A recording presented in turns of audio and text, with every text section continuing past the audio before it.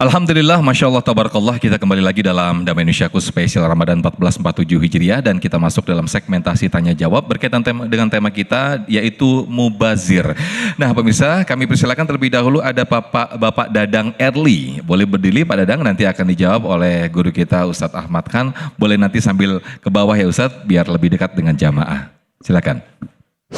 Assalamualaikum warahmatullahi wabarakatuh. Berkaitan dengan mubazir atau dengan kesia-siaan, apakah ada dimensi lain Pak Ustadz, yaitu menyanyiakan malam Lailatul Qadar. Cuman 10,5 jam durasinya, tapi setara dengan 720.000 jam, dan itu salamun sama. Apakah kita akan menyanyiakan waktu itu? Mohon pencerahannya. Baik, terima kasih. Silakan Ustadz Ahmad Khan untuk menjawabnya. Bismillahirrahmanirrahim. Bicara tentang mubazir, apakah ada kaitannya dengan kita menghidupkan malam Ramadan dan menggapai Lailatul Qadar? Sedangkan di malam Lailatul Qadar itu ada keutamaan dan keistimewaan dari Allah Subhanahu wa taala. Perlu kita pahami bahwasanya di dalam Al-Qur'an Allah Subhanahu wa taala menjelaskan, tadi ayatnya sudah dibacakan oleh guru kita Kiai Haji Abdul Syukur, innal mubadzirina kanu ikhwana syayatin. Sesungguhnya orang yang mubadzir itu mereka adalah saudaranya setan. Al-Imam Qurtubi rahimahullahu taala, beliau memaknai bahwasanya ketika seseorang itu melakukan sesuatu yang berlebihan dalam perkara yang mubah di dalam syariat, maka itu dikategorikan israf atau berlebihan. Tetapi ketika seseorang membelanjakan sesuatu pada sesuatu yang tidak dibenarkan di dalam syariat, maka itu bisa masuk dalam kategori tabdzir atau bermubadzir, berboros-borosan. Dan itu sesuatu yang dilarang oleh Allah Subhanahu wa taala. Tetapi ketika kita menghidupkan malam-malam Ramadan, menggapai malam Lailatul Qadar, maka itu bukan termasuk daripada menyia-nyiakan atau menghabiskan waktu kita untuk menghidupkan malam dengan ibadah. Kenapa? Karena di dalam satu hadis riwayat Imam Dailami, baginda Rasul Nabi Muhammad SAW bersabda, Innallaha ta'ala wahaba li ummati lailatul qadar lam yu'ta li ahadin mislahum. Kata Nabi Muhammad, sesungguhnya Allah Subhanahu wa taala mengkaruniakan untuk umat aku malam Lailatul Qadar yang tidak Allah berikan kepada umat sebelum Nabi Muhammad. Ulama berbeda pendapat. Sebagian ulama mengatakan umat sebelum Nabi Muhammad mereka tidak diberikan sama sekali Lailatul Qadar. Tidak nabinya, tidak umatnya. Tetapi pendapat sebagian ulama mengatakan umat sebelum Nabi Muhammad, nabinya diberikan Lailatul Qadar tetapi umatnya tidak diberikan Lailatul Qadar. Tetapi kita umatnya baginda Rasul Nabi Muhammad, nabi dan umatnya diberikan Lailatul Qadar. Siapa yang beribadah di malam tersebut bertepatan dengan Lailatul Qadar, maka seperti mendapatkan pahala 1000 bulan atau sama dengan 83 tahun. Maka hidupkan malam dengan ibadah, mudah-mudahan mendapatkan Lailatul Qadar. Dan tidak ada dikatakan berlebihan kalau untuk kebaikan dan beribadah kepada Allah Subhanahu wa taala. Wallahu a'lam bishawab. Baik, terima kasih Ustadz Ahmad Khan atas jawabannya. Berikutnya kami persilakan Ibu Siti Aisyah. Silakan Ibu, nanti akan dijawab oleh guru kita Kiai Haji Abdul Syukur. Bismillahirrahmanirrahim. Assalamualaikum warahmatullahi wabarakatuh. Waalaikumsalam warahmatullahi wabarakatuh. Baik, perkenalkan nama saya Ibu Siti Aisyah binti Mustafa Syamsuddin MK. Saya berasal dari Majelis Taklim Kaum Ibu Al-Hidayah Komplek SBS Bekasi Utara. Terima kasih. Baik, mohon izin Ustadz bertanya. Terima kasih atas kesempatan yang diberikan. Pada hari ini kita mengambil tema hati-hati perilaku mubazir di bulan Ramadan. Yang saya pertanyakan kepada Kiai Ustadz Al-Mukarram Kiai Abdul Syukur. Ya. Abdul Syukur, ya. Dengan tema mubazir ini, ya fadilahnya adalah temannya setan.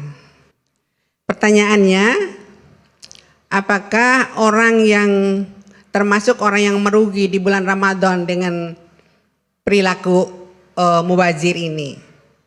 Pertanyaan yang kedua saya, mohon izin Ustaz.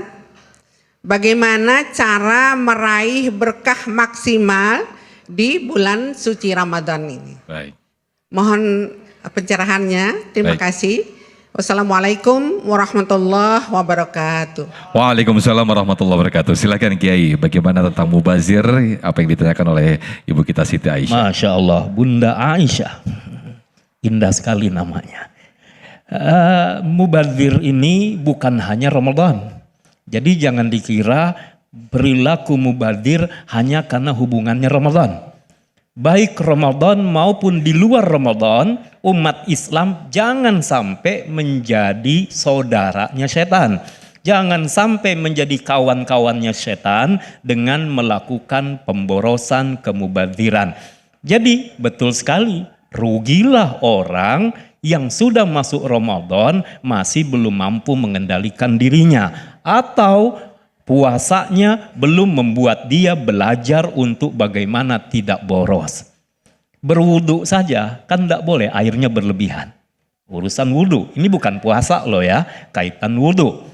Makan, minum, termasuk cara kita berpakaian yang wajar-wajar saja. Ya, khairul umur awsatuha. Sebaik-baik urusan adalah yang tengah-tengah. Artinya apa? Mungkin kurang juga tidak, berlebihan jangan. Ini adalah sesuatu yang harus kita bangun. Puasa mendidik itu. Makan minum bukan tidak boleh pada waktunya. Saat mulai dari fajar sampai maghrib memang tidak makan dan minum. Tapi malam boleh. Tapi tadi bagaimana mengendalikan diri. Kadang-kadang kita nih saya mau tanya. Kita ini kalau buka, kalau sahur belum ketemu nasi, udah makan belum? Lontong 3 loh. Bakwan 3, lontong 3, donat 3. Udah makan belum? Oh belum, Masya Allah. Nah ikhwah semua yang dimuliakan oleh Allah Subhanahu wa Ta'ala. Jadi mubazir ini adalah bagaimana supaya tidak mubazir, mengendalikan diri. Yang kedua, bagaimana supaya banyak berkah kita dalam Ramadan ini, maksimalkan amalan-amalan terbaik. Amalan-amalan istimewa, yang sunnah jangan tinggalkan, apalagi yang wajib. Kemudian istiqomah, contoh sholat sunnah rawatib yang mengikuti sholat fardu, jangan ditinggal. Iya, betul ada sholat tarawih yang ada hanya pada bulan Ramadan, tapi tidak mengalahkan rawatib yang dia setiap hari ada. Mengapa? Dari amalan yang fardu, amalan yang terus berlaku, dan amalan yang khusus Ramadan. Jika kita semua maksimalkan melakukan semuanya, insya Allah dapat berkah. Kepada Allah bangun hubungan baik, juga kepada antar kita. Kepada Allah bertaubat atas segala dosa, antar kita saling memberi dan meminta maaf. Lalu maksimalkan amalan yang terbaik. Jangan tanggung-tanggung dalam bersedekah. Karena ini akan menjadi investasi buat akhirat kita.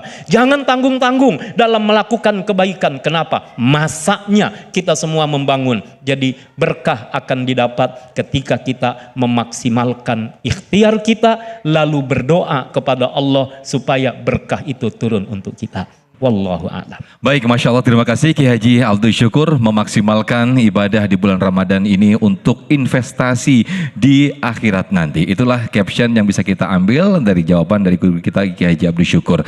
Nah, kami masih persilakan kepada para jamaah untuk mengajukan pertanyaan karena di segmen nanti kami masih buka segmentasi tanya jawab.